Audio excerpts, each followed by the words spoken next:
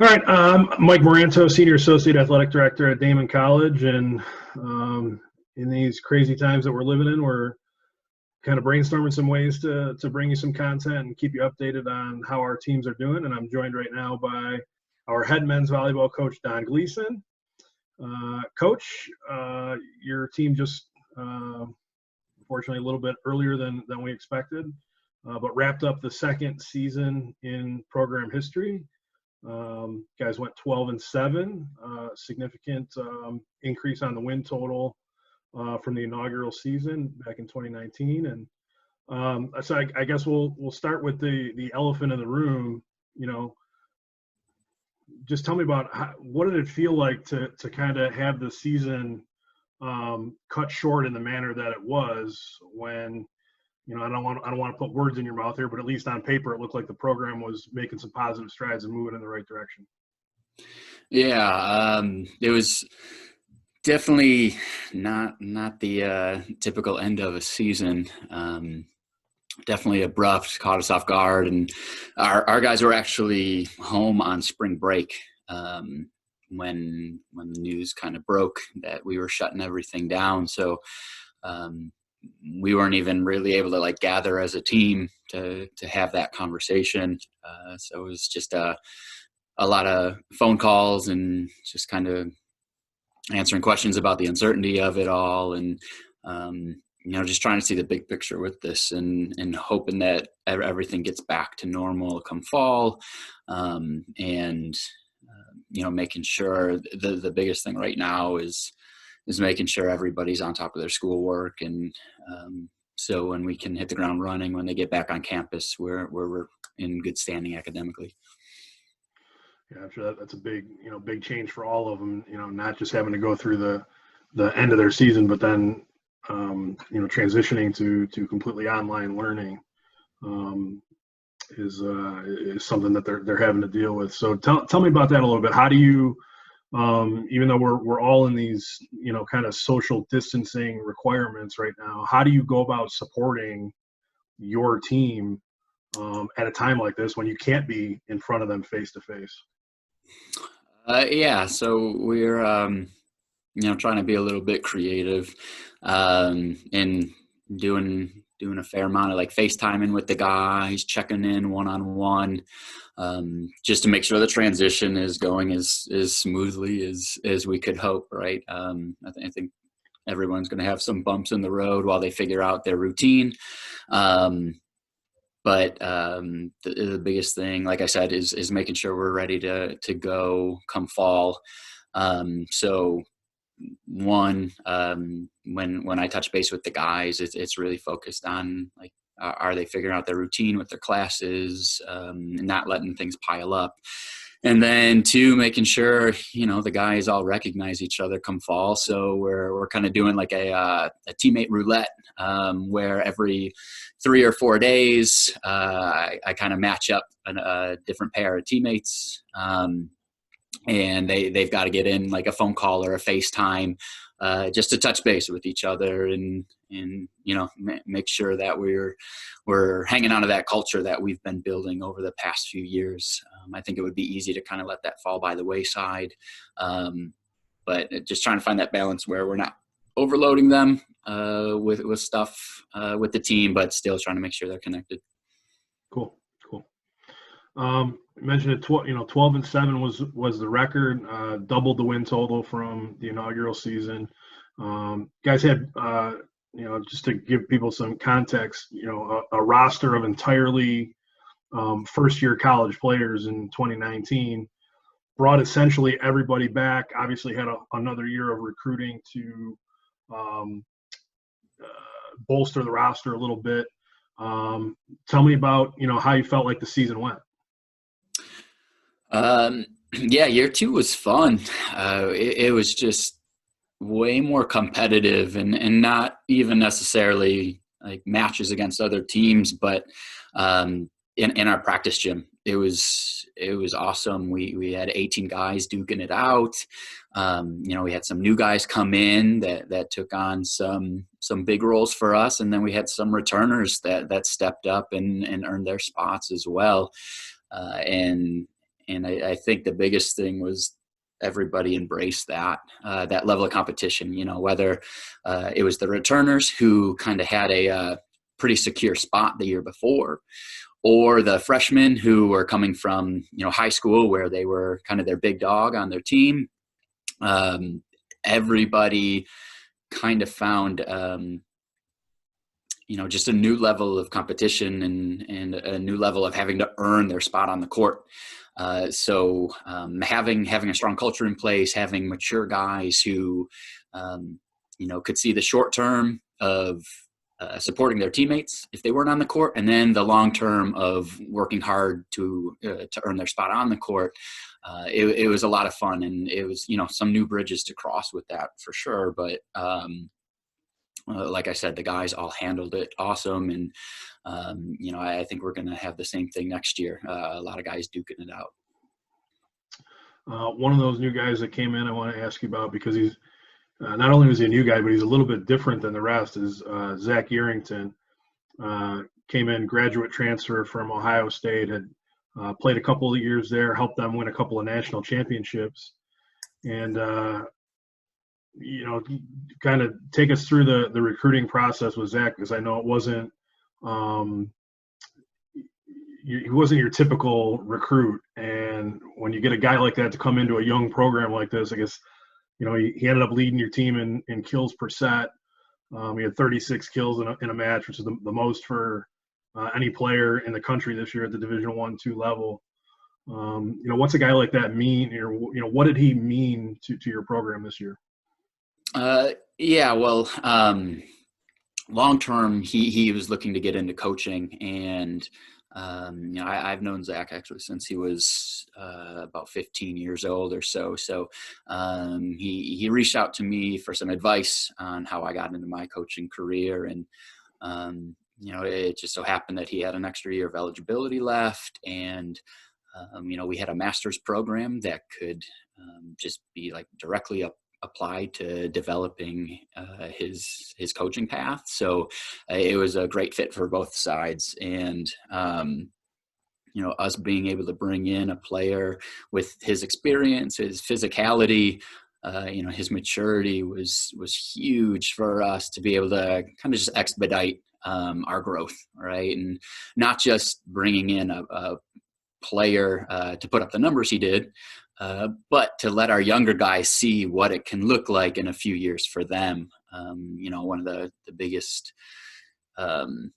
speed bumps in year one was we had a whole bunch of guys who were young and new, and there wasn't really that, one elder statesman to kind of show them the rope. So having that in year two for us was huge, and he did an awesome job of stepping into that role.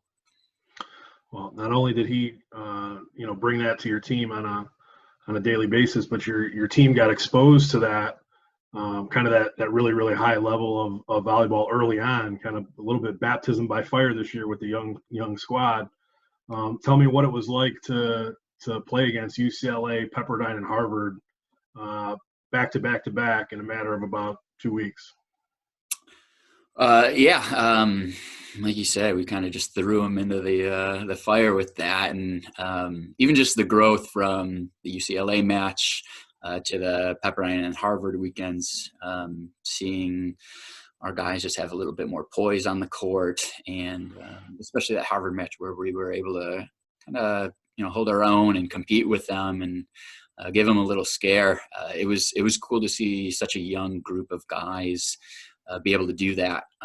And at the same time, we let our youth kind of show and let a few points get away from us late that were huge points in terms of like learning moments for us and kind of things that we could take a look at and say, hey, if we clean up these few things, we can really compete at that higher level. So being able to see that early was really important for the guys, and it was cool for the local volleyball community as well.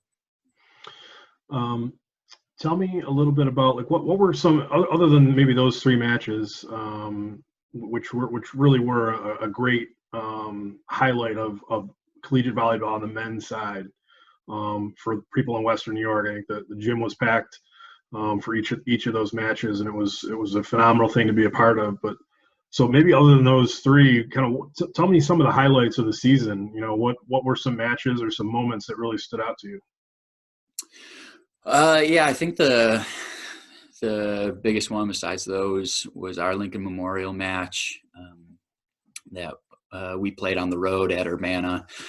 They're a team that we're trying to model our growth after.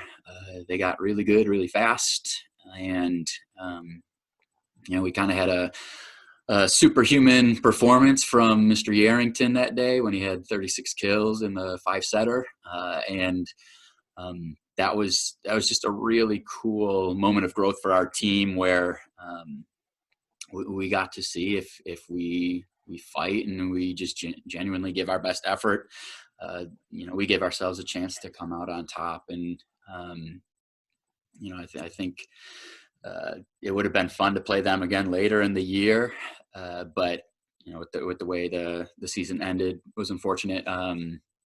We had another match that we were looking forward to against St. Francis, Pennsylvania. They were coming up our way.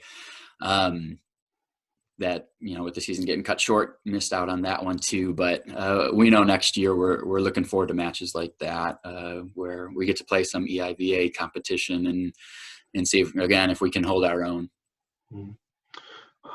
Other than Zack Arrington, give me some guys individually that really stood out to you. I mean, Zack Schneider is a guy, freshman, who made an immediate impact. He has a little bit of an interesting backstory. Michael Kruger continues to kind of run the show for you at the setter position.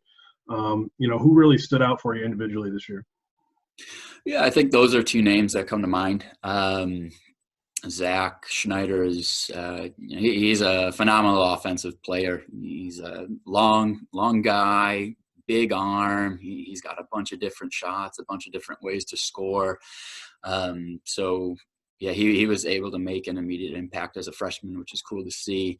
But at the same time, he showed how much he can grow too, from the beginning of the season till it ended.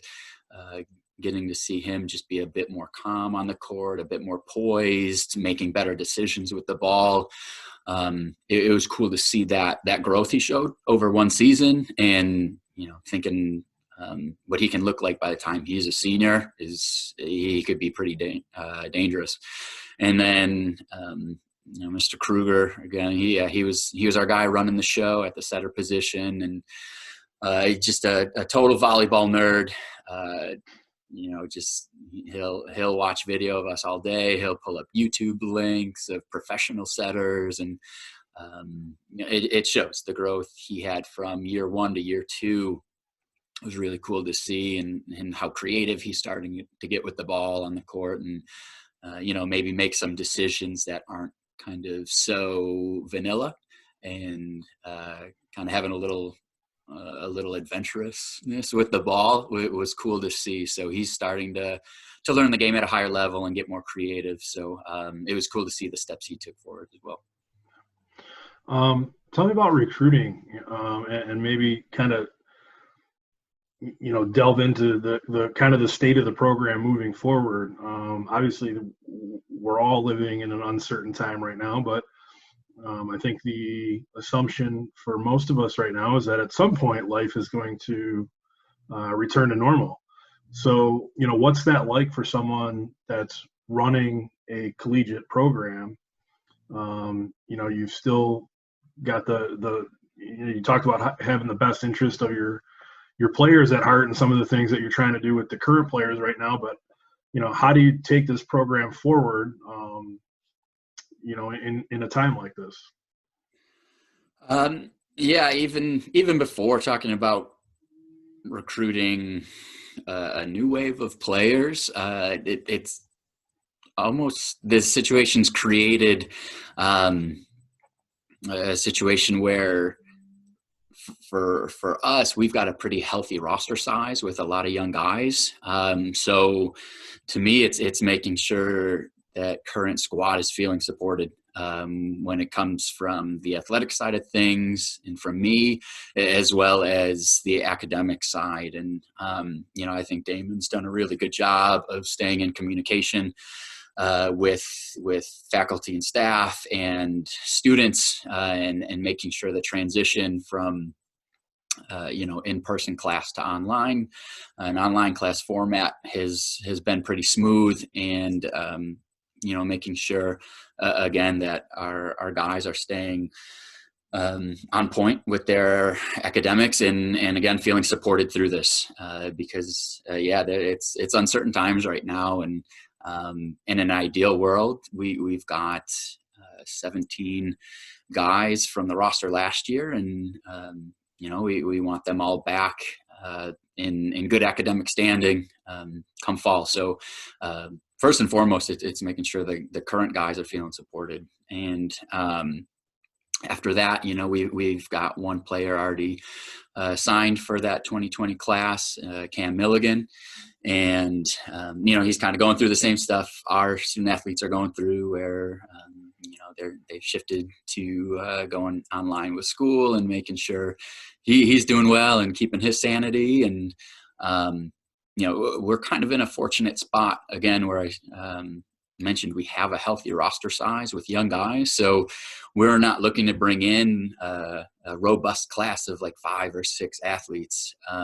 So I guess like a silver lining of this whole thing is at least the timing is better for our program than had this happened 1 or 2 years ago, which really would have thrown a wrench into our recruiting. But right now it's kind of seeing if there's 1 or 2 athletes that could help us with that 2020 class, and then really starting to build a foundation for the 2021 class where, like you said, hopefully things are getting back to normal, and we'll be able to start seeing those athletes in action, whether it's later this summer or fall. Well, I want to thank you, Coach, for a couple minutes of your time today. Certainly wish you the best as we're all continue to be socially distant for the time being. And I'm going to try to be visiting with our coaches, a couple of weeks over the next few weeks here. We'll post these interviews online at DaemenWildcats.com. Hopefully bring the people that care about Daemen athletics up to speed on what we're doing, what we're working on. Sounds good. Appreciate the opportunity. All right. Thanks, Donnie.